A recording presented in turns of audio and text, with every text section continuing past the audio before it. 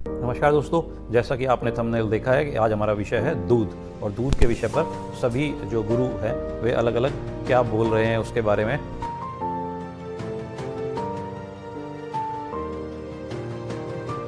सेवा ने गऊ के दूध में इतने परमाणु होते हैं जो हमें स्वस्थ और बलिष्ठ रखते हैं। जैसे जो माँ के स्तन से दूध निकलता है और बच्चे को जो पौष्टिकता मिलती है वो त्रिभुवन में किसी टॉनिक में नहीं।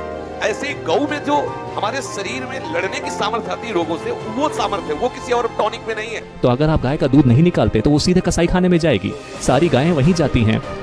जिन गायों में दूध नहीं होता, जिनमें काम करने की क्षमता नहीं होती, वो सारी कसाई खाने जाती हैं। हिंसा की ये मेरी समझ है। अगर हिंसा की आपकी समझ ये है कि गाय का दूध निकालना बहुत हिंसक है, तो हम गाय को मार के उसे खा लेंगे, तो यही होगा।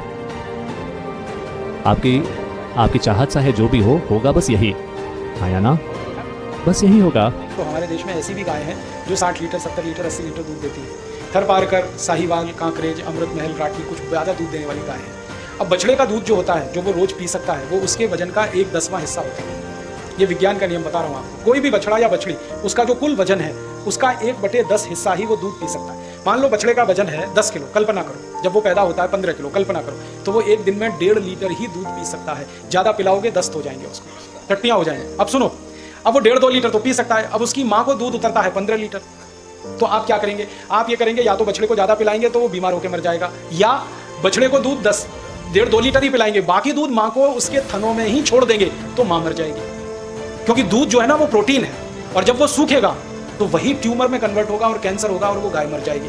आपको मालूम है, जिस गाय का दूध नहीं निकाल पाते उसको इतनी वेदना होती है, इतनी पीड़ा होती है, चिल्लाना शुरू कर देती है। कई बार क्या होता है ना, माँ जैसे वैसी गाय, कोई माँ है ना, जन्म देते ही उसका बच्चा मर गया, तो अंदाजा लगा लो उस माँ को कितनी तकलीफ होती है, उसका दूध नहीं निकलता। वैसी गाय का बच्चा मर गया, अब दूध तो बच्चे के लिए है, वो तो मर गया, आप तो निकालोगे नहीं, क्योंकि आप नैतिक मानते हो, अनैतिक मानते हो, तो मर जाएगी।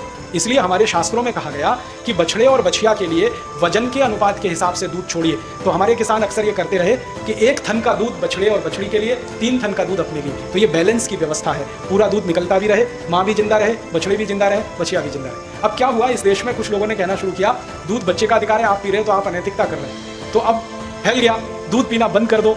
क्या पियोगे? आपके पास कैल्शियम का दूसरा स्रोत क्या है? दूध के अलावा हिंदुस्तानियों के पास कैल्शियम का दूसरा स्रोत क्या है? दूध है, दही है, मक्खन है, मट्ठा है, घी है, ये कैल्शियम का सबसे बड़ा भंडार है। इसके अलावा है क्या आपके पास? दालों में प्रोटीन है, गेहूं में, चावल में कार्बोहाइड्रेट्स, वसा और दूसरी चीजें हैं। कैल्शियम नहीं मिलेगा, हड्डी बनेगी नहीं, हड्डी बनेगी नहीं, शरीर चलेगा नहीं। कैल्शियम का एक ही भंडार है, दूध और दूध की बनी हुई चीजें। इसलिए भारतीय भोजन व्यवस्था में दूध सबसे महत्वपूर्ण स्थान पर है। वो परोक्ष रूप से मांस का उत्पादन कर रहा है। आपको क्यों लगता है भारत मांस के निर्यात में नंबर 1 है? क्यों है? क्योंकि भारत में दूध बहुत पिया जाता है। दूध पीने वाला व्यक्ति ही मांस का निर्माण कर रहा है। जिस जानवर का आप दूध पीते हैं, वही जानवर जब दूध नहीं दे पाता तो वो कटता है और उसका मांस बनता है, वो मांस एक्सपोर्ट होता है। ये बात एकदम साफ नहीं है? आचार्य प्रशांत जी जैसा बोल रहे हैं दूध के बारे में, तो इनकी बातों में ही इनकी बातों का आंसर छिपा हुआ है। जैसा कि इन्होंने बोला कि जब भी गाय या भैंस दूध देने के लायक नहीं होती तो उनको क्या किया जाता है, उनके हाथ उनको मार दिया जाता है, काट दिया जाता है। तो इससे सीधा सा एक सवाल उठता है कि अगर आप जो बोल रहे हो कि दूध बंद कर दें, तो फिर तो गाय का दूध तो कोई लेगा नहीं, फिर गाय किस काम की रहेगी? तो फिर उनके साथ क्या होगा? जो अभी आपने बोला कि जब गाय दूध काम की नहीं रहती, दूध नहीं देती, तो उसको काट दिया जाता है। तो जब कोई उससे दूध लेगा ही नहीं तो उसको तो फिर वैसे ही काट दिया जाएगा। तो आप क्या चाहते हैं कि हमारे जीवन से जो गाय और भैंसें हैं, क्या वो हमारे जीवन से बिल्कुल गायब कर दी जाएं? अभी जो बच्चे दूध पी रहे हैं उसको सनातन धर्म, हिंदू धर्म ने माँ का दर्जा दिया है। श्री कृष्ण गौपालक के नाम से जाने जाते हैं, उन्होंने सदा माखन खाया है। तो क्या श्री कृष्ण गलत थे? आप सही हैं? ये बड़ा जानने का विषय है। खाली ऐड और प्रमोशन के दम पर अगर आपके कोई ब्रेन के अंदर इंटर कर जाए तो ये बहुत ही घातक स्थिति होगी। तो इस बारे में हमें बहुत ही गहन चर्चा करनी होगी। और गाय को माता का सम्मान देके गाय आप पालन कीजिए और गाय को परिवार का हिस्सा बनाकर उसकी सेवा कीजिए।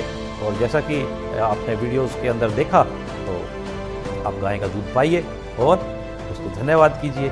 आप ही डिसाइड कीजिए कि आपका माइंड क्या बोलता है। क्या हम अपने जीवन से बिल्कुल इनको समाप्त कर दें या फिर सदा इनको अपने साथ लेकर चलें, अपने जीवन के साथ अपना साथी बनाकर, और हमेशा इनको अपने साथ रखें। वीडियो को, अगर आपको वीडियो अच्छी लगी हो तो वीडियो को लाइक शेयर करें, चैनल को सब्सक्राइब करें। बिना प्रमोशन के आप ही लोग हैं जो चैनल को सब्सक्राइब करके चैनल को आगे बढ़ाएंगे। धन्यवाद।